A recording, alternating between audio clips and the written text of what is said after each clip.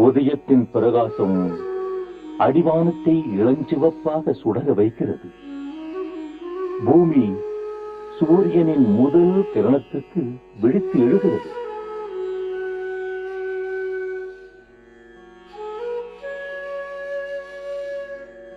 செடிகளும் மரங்களும் 100 விதங்களில் சூரிய ஒளியை பெற முயல்கின்றன.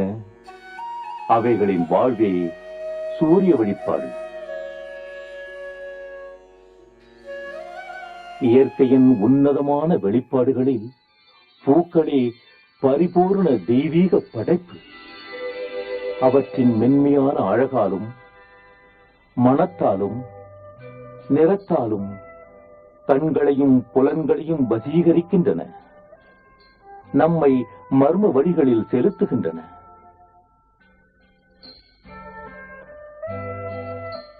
புலன் உணர்வுகளை தொட்டு ஆழ்ந்த பாவங்களை வெளிப்படுத்துகின்றன.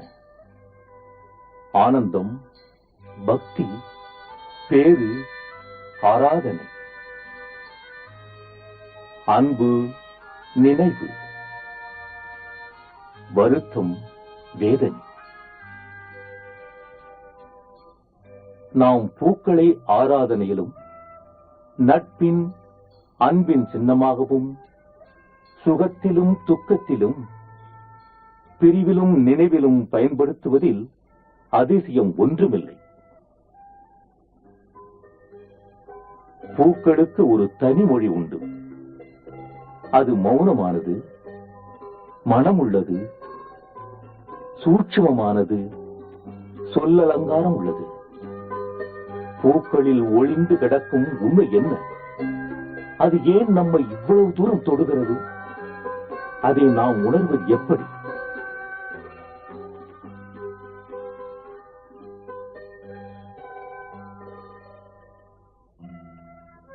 முன்னொரு காலத்தில் ஒரு மனிதன் தினமும் பெரிய குன்று ஒன்றை வெட்டியும் கொத்தியும் கொண்டிருப்பதை வழிப்போக்கர்கள் பார்த்து சிரித்தனர். ஒரு நாள் பாறையின் இடத்தில் தேவியின் அழகான வடிவம் காலை கதிரவனின் ஒளியில் மிளிர்ந்தது. கிராமத்தினர் சிலையை பார்த்து திகைத்தனர். அவனுக்கு தேவி அங்கே ஒளிந்திருக்கிறது எப்படி தெரிந்தது? சிற்பி மெதுவாக சொன்னான், நான் அவளை அங்கே பார்த்தேன். சிற்பியின் பார்வை கல்லை ஊடுருவி அங்கே இருக்கும் தேவியை பார்க்க செய்தது. அவன் அதன் உண்மையை உணர்ந்தான்.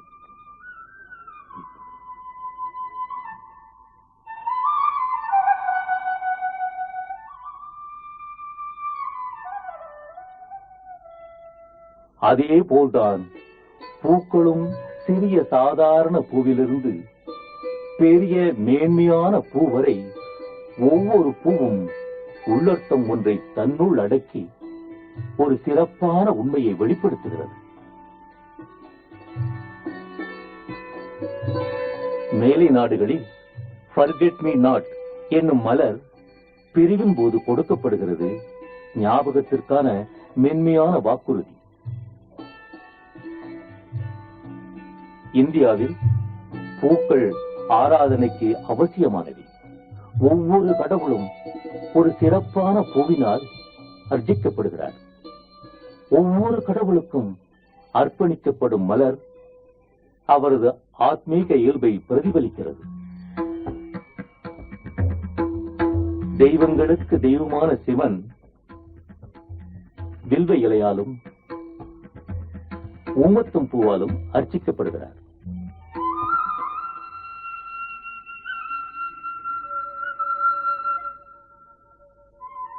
பக்திக்கும் சரணத்திற்கும் அடையாளமான துளசி தெய்வீக குழல் ஊதியாம் கண்ணனுக்கு அர்ப்பணிக்கப்படுகிறது.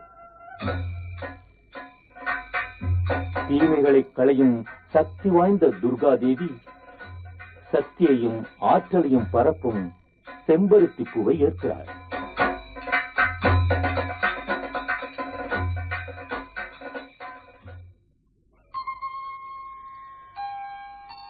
உலகின் பல பாகங்களிலும் ஒரே பூவே வெவ்வேறு பெயர்களால் அழைக்கப்பட்டாலும் அவற்றின் இயல்பு ஒன்றே.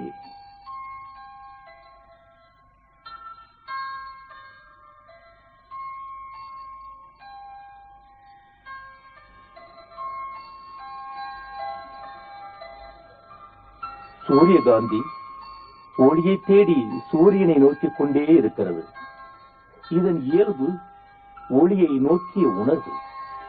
படைப்பின் மூலத்தை சூரியனை நோக்கி நம்முடைய ஆவலையும் குறிக்கிறது. வெள்ளையான மனமுள்ள தூய்மையான மாறாத அமைதியான மல்லிகை விழுங்கிவிடும் தூய்மையை உணர்த்துகிறது.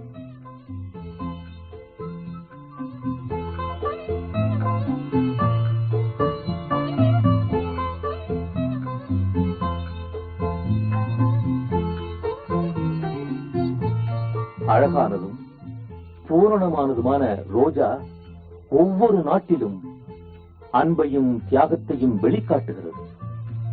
அதன் உயர் மட்டத்தில் அது தெய்வத்திடம் ஆழ்ந்த அன்பை வெளிப்படுத்துகிறது.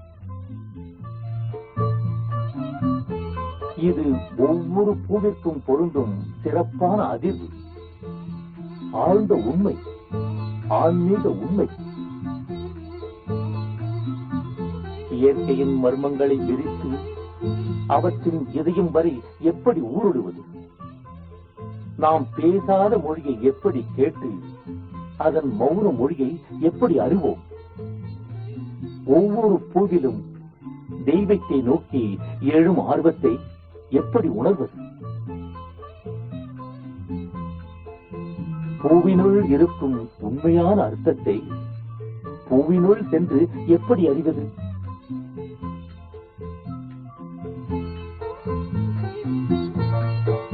எளிதான அழகான பதில், நாம் மலர்களை நேசிப்போம்.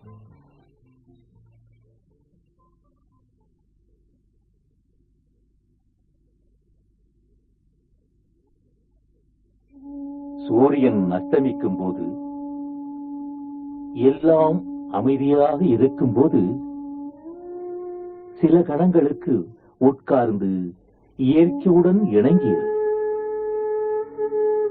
ஓர் ஆழ்ந்த அன்பும் நாட்டமும் உள்ள ஆர்வம் பூமியின் மரத்தின் வேருக்கடியிலிருந்து புறப்பட்டு அதனுடைய நரம்புகளின் மூலம் மேலே எழும்பி அதனுடைய பரவியிருக்கும் கிளைகள் வரை போவதை நீ உணர்வாய். ஒளியையும் சந்தோஷத்தையும் கொண்டு வர ஏதோ ஒரு ஆர்வம், போன ஒளியை மறுபடியும் கொண்டு வரும் விருப்பம் தூய்மையாகவும் தீவிரமாகவும் இருக்கிறது. மரத்தின் இந்த இயக்கத்தை உணர முடிந்தால் உன்னுடைய ஜீவனும் இங்கே வெளிப்படாத அன்பு, அமைதி, ஒளி இவற்றுக்காக ஓர் ஆர்வம் மிகுந்த பிரார்த்தனையோடு மேலே எழும்பும்.